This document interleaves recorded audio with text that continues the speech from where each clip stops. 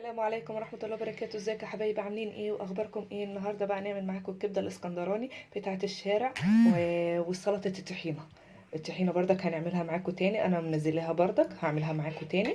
وبتاع دوت مع عيش بلدي مع فينو، احلى حاجه جميله جدا. وريحتها بصوا جايبه اخر الشارع اكنك جايباها من بره.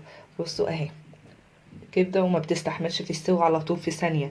متنسوش بقى تدعموني وتعملوا لي لايك وشير وتفعلوا لي الجرس قبل ما تخشوا على المقادير. يلا نخش على المقادير.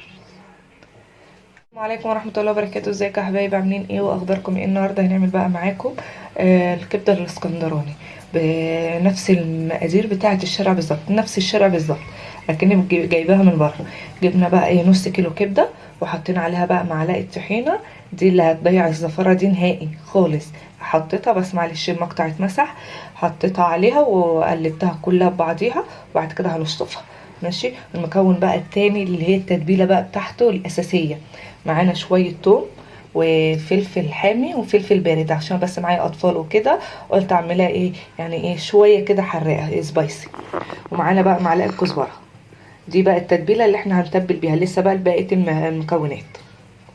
بصوا بقى يا جماعه حطيت كل المكونات هنا اللي هي التتبيله، هنفرمها ونرجع لكم. بصوا بقى يا جماعه اهي هنحط بقى ايه معلقه من التتبيله الجميله الرهيبه اللي سر المهنه هي التتبيله دي. هنحطها ونسيبها بردك 5 دقايق، هنقلبها ونرجع لكم. بصوا بقى يا جماعه حطينا بقى الزيت اهو، هنسيبه بقى يسخن قوي عشان لما ننزل عليها الكبده. بصوا بقى يا جماعه الزيت اهو بدا يعمل، هننزل بقى فيه شويه عشان نخليها ايه تعمل اكل.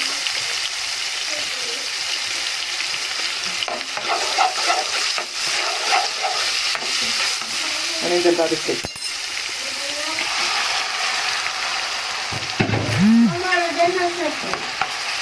هننزل بقى كده جامد يديها صدمه.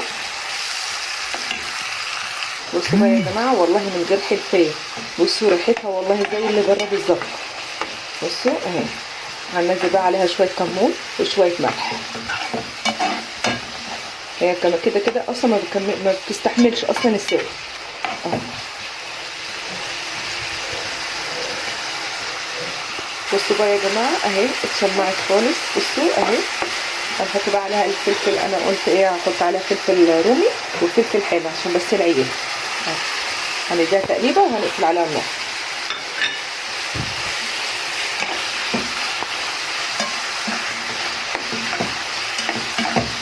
والله بص ريحتها من غير حلفان ريحتها تجنن، خطيره. تنفع للسندوتشات او العيش البلدي مع شويه طحينه نعملهم بقى في البيت، واوريكم بقى الطحينه سلطه الطحينه. بصوا بقى يا جماعه شكلها وريحتها تجنن، جميله جدا زي بتاعه الشارع بالظبط، حاجه كده تحفه جميله جدا. متنسوش بقى تدعموني وتعملوا لايك وشير وتفعلوا الجرس عشان بقى نعمل سلطه الطحينه. بصوا بقى يا جماعه رجعنا لكم تاني، هنعمل بقى الطحينه. انا دي عاملاها في البيت، بصوا شكلها جميل جدا، بصوا حاجه كده خرافه، هتلاقوها بردك في الفيديوهات بتاعتي. دي انا عاملاها في البيت. هنحط بقى ايه شويه التتبيله دول ونحط شويه خل. بصوا بقى حطينا التتبيله اهي، هنحط بقى شويه خل يعني معلقه بالكتير قوي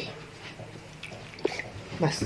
هنقلب، هنجيب بقى ايه الميه الدافيه، نجيب بقى شويه ملح وشطه. بص هي تقلت ازاي معانا من طبعها الخل.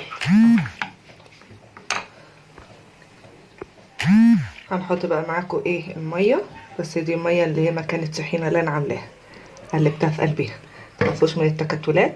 هنفكها بردك اهو. الميه دي انا قلبتها في ميه الخلاط اللي هي بتاعه الطحينه بردك، مش هنرمي اي حاجه، هنرمي ليه اهو. هقلب وارجع لكم. بصوا يا جماعه هتيجي بقى ايه التكتلات دي ما تخافيش منها، هنقعد نفك فيها اهو. انا حطيت بس ايه سنه ملح وهنحط ايه شويه شطه. والله طحينه جميله عاملاها في البيت. بصوا القوام بتاعها زي اللي بره واحسن كمان بكتير. يعني ممكن عاوزاها تبقى تقيله كده كان بها، بس انا هخفها تاني اهو. نصلي بقى على النبي كتير، وما ننساش بقى اللايك والشير وتفعلوا لي الجرس. اهو بصي شكلها بدأت تنعم اهي. لازم ايدينا في جهة واحدة كده. اهو انا ماشية معاكم خطوة خطوة اهو. بصوا بقى يا جماعة، احلى اكلة. انا كده كده هحمر شوية بطاطس. انا قلت بس ايه عشان الفيديو ما يطولش عليكم اكتر من كده.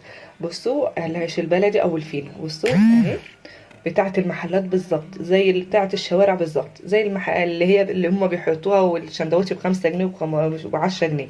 وسلطة الطحينة اهي، بصوا شكلها، قوامها، بصوا قوامها. انا الطحينة عاملاها في البيت، وكل حاجة عاملاها في البيت انضف من بره بكتير. اه بصوا حاجة كده جميلة. متنسوش بقى تدعموني وتعملوا لايك وشير وتفعلوا لي الجرس عشان اوصلكوا كل جديد. مع السلامة.